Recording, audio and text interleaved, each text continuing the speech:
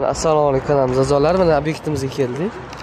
Betga ko'rgan bo'lsangiz 25 ga 20 lik chuqur latuk olishgan edi. Hop, bu seriya hop standart kategoriya. Eni 25, chuqurligi 28 desa. Usti chuqurli. Protektor ko'rinishda. Aqror degani bugun. Yo'q, ketmoqda.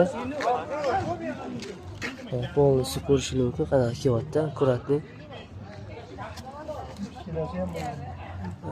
Hali polisi qotirilmaydi. Bu hammasi yuvilgandan keyin juda chiroyli, akkuratni chiqadi. Mana bu chekkasiga bo'lsa, kichikroq, ixchamroq modeli qo'yilgan. Ha, bunisi bo'lsa 20 ga 20 lik usti chugun S250 klassi chugundan qilindi. Ko'rishingiz mumkin. Bo'ldi, montaj bo'lgan hamma joyi.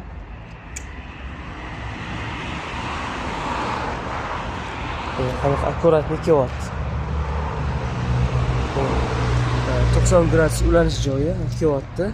Tarnov slividan suv tushyapti bunga.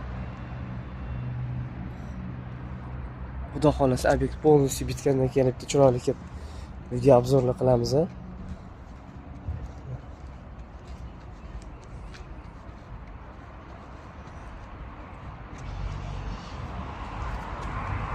Hali obyekt qurilish jarayonida.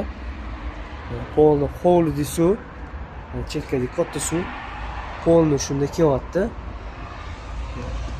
Va to'xtib kelib, keyin perepad qilishganmi, balandlik bo'lgani uchun mana shu suvdan dash chiqib ketyapti. Tashqariga. Akkuratni joyiga sal topdim.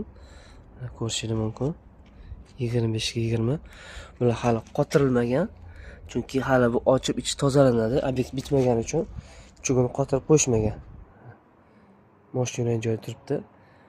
Bu joydan gruzovoylar, qurilish mollari bilan polni yuklangan mashinalar kiradi va turibdi bemalol. Xudo xolasa bu qo'yilganiga 1 yilcha bo'lib qoldi inshaalloh. Katta darvoza. Polni obyektga qurilishga shu yerdan mollar kiradi. Chuqur qilt etmasdan chiroyli akkurat turibdi. Ishlab chiqaruvchi gidrolika, klass nagruskasi S250.